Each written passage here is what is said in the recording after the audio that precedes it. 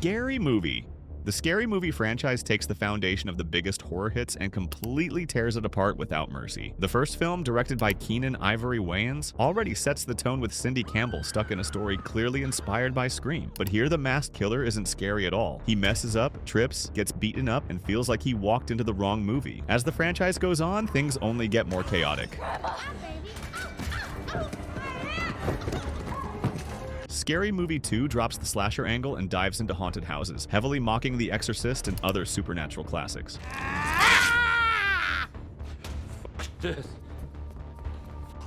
Then Scary Movie 3 completely shifts focus and starts mixing alien invasions with cursed videos, pulling references from Signs, The Ring, and even The Matrix. The logic? None. And that's exactly why it works. What's most interesting is how the franchise abandons any attempt at consistency. Characters come back, disappear, completely change personalities, and nobody seems to care. Cindy herself turns into almost a professional survivor of absurd situations, always stuck in events that are clearly out of control. And the further the movies go, the more they leave horror behind and fully embrace pure nonsense, with jokes that come out of nowhere and break any expectation. After the first two movies, the Wayans brothers left the franchise, and a lot of people feel like the style changed quite a bit after that, becoming even more random. Still, Scary Movie became a reference point when it comes to parody.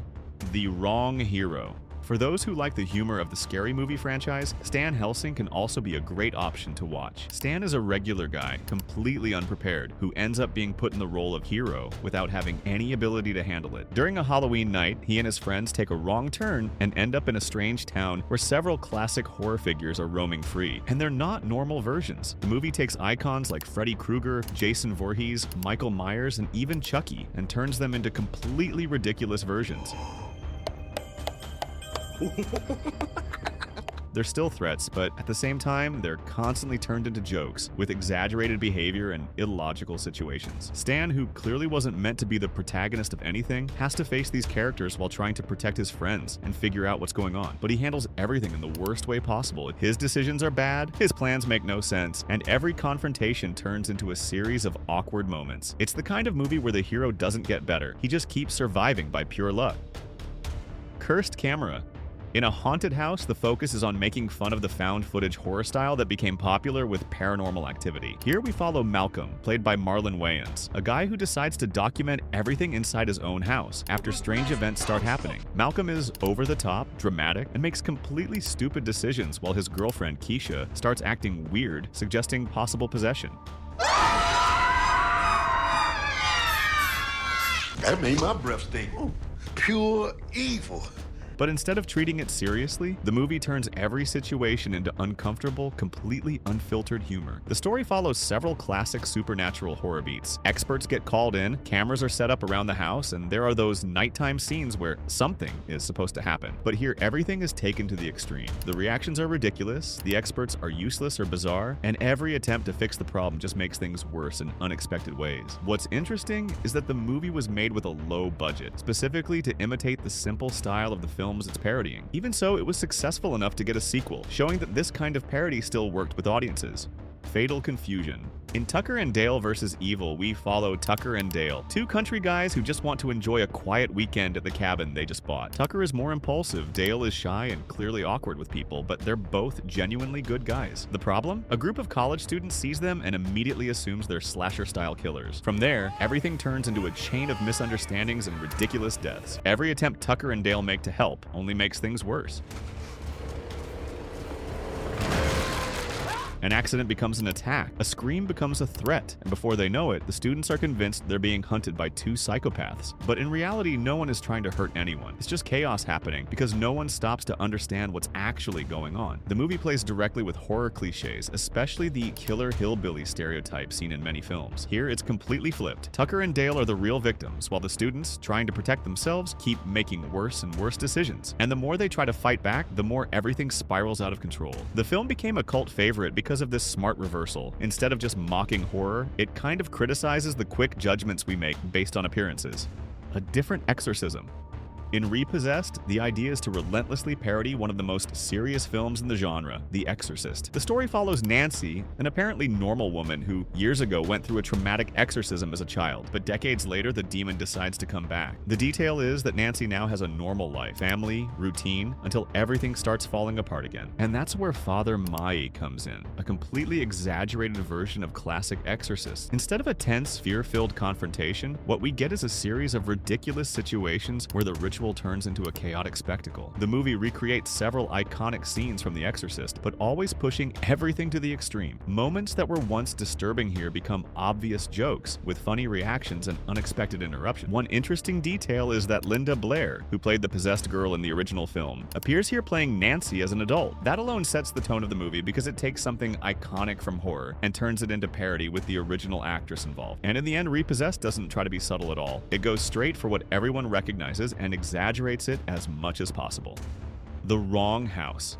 In Saturday the 14th, everything revolves around a family that moves into an old house thinking they got a great deal. But of course, that never works out in a horror movie. The father, mother, and kids start noticing something is very wrong with the place, especially when bizarre objects begin appearing and creatures show up out of nowhere. The focus is on the youngest son, who finds a mysterious book inside the house. This book acts like a portal, releasing monsters and supernatural events. From that point on, the house basically turns into a carnival of weird creatures with vampires, strange beings, and situations that feel like they're pulled from multiple movies at once.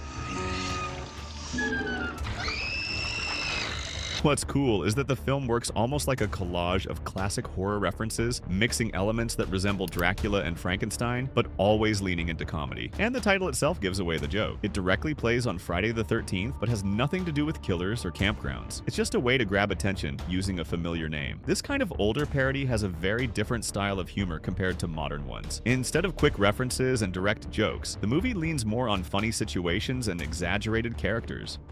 Underwater Attack. In Piranha 3D, the concept already starts with that very specific fear that movies love to explore. Still water, a calm atmosphere, and something very wrong, hiding just beneath the surface. The story revolves around a lake that becomes a tourist hotspot, full of young people, parties, and everyone trying to enjoy the heat. But what no one knows is that the place is about to turn into a nightmare because of a school of extremely aggressive piranhas. The movie follows characters trying to understand what's happening as the situation spirals completely out of control. There's a cop, a scientist, locals, everyone trying to deal with a problem that grows way too fast. And of course, like any good parody, a lot of the decisions are stupid. People ignore warnings, go into the water even with clear signs of danger, and there's always someone who thinks it's not that serious. Spoiler, it is. What's most interesting is that the movie works as a direct parody of productions like Jaws, swapping the shark for something smaller but way more chaotic. Instead of one predator, there are dozens, creating completely uncontrollable situations. This idea goes back to the original film in the late 70s as a way to play off the success of animal attack movies. Over time, especially in the more recent versions, the movie embraced the absurd even more, with scenes that clearly aren't meant to be taken seriously. The Zombies. In Zombieland, the zombie apocalypse is already happening, and the world is total chaos. But the focus isn't on the disaster itself, it's on how to survive it without dying in a stupid way. The story follows Columbus, a guy full of phobias and insecurities who managed to stay alive thanks to a very specific set of rules. Simple things like always checking the backseat of the car or never letting your guard down in places that seem safe. Along the way, he meets Tallahassee, a guy who's the complete opposite. While Columbus is cautious, Tallahassee handles everything with confidence and force, and has a completely ridiculous obsession with finding a Twinkie in the middle of the apocalypse. The two eventually cross paths with Wichita and Little Rock, two sisters who know exactly how to survive and don't trust anyone. The movie follows their journey across the US as they kill zombies and try to find a safe place. But what really carries everything are the interactions between the characters. Each one has a different way of dealing with the chaos, which creates both conflict and funny moments. Even with constant danger, the tone never gets too heavy. What makes it stand out is that the movie respects the genre while also playing with it. The zombies are still a real threat, but the humor comes from how the characters deal with the situation and from the rules that turn survival into almost a guidebook. Cursed Camp. In The Final Girls, Max is a girl dealing with the loss of her mother, an actress who became famous for starring in an old slasher movie set at a camp. During a special screening of that movie, something unexplainable happens, and Max, along with her friends, gets pulled into the film itself. Yes, they literally enter the movie. Inside, everything follows classic horror rules. Teenagers at an isolated camp, party vibes, and a killer who shows up when no one expects it. But now the characters know exactly what's going to happen because they've already seen the movie before. That creates a very different dynamic. They try to avoid avoid dangerous situations, warn the characters, and even change the course of the story, but every attempt leads to unexpected consequences. Here, Max ends up taking on the role of the final girl, while also interacting with a fictional version of her mother inside the movie. That adds an emotional layer that's not common in parodies, balancing humor with more personal moments. The film became a fan favorite because it manages to honor the genre while also making fun of its cliches. It doesn't just joke around, it understands slasher rules and plays with them in a creative way. And in the middle of all that craziness, it still manages to tell a story that goes beyond the jokes, which is rare for this kind of movie. Slow apocalypse. Going back to zombie parodies again, in Shaun of the Dead we follow Shawn, a guy completely stuck in life, trapped in a routine between a boring job and nights at the pub with his best friend Ed. He clearly doesn't notice what's going on around him, and that becomes even more obvious when a zombie apocalypse starts right in front of him, and he takes forever to realize it. When it finally clicks, Shawn decides he's going to fix everything in the simplest way possible. Save his mom, win back his ex-girlfriend, and hide out at his favorite pub. Yes, that's his genius plan. The movie follows this journey while chaos grows outside, but always keeping that slightly ironic tone like the end of the world is just another problem on his to-do list. The film clearly draws from classics like Dawn of the Dead, but it doesn't turn zombies into a joke all the time. They're still a real threat. The humor comes from the characters' reactions and how everything plays out, and there are scenes where simple actions are choreographed in a hilarious way, turning ordinary moments into something memorable.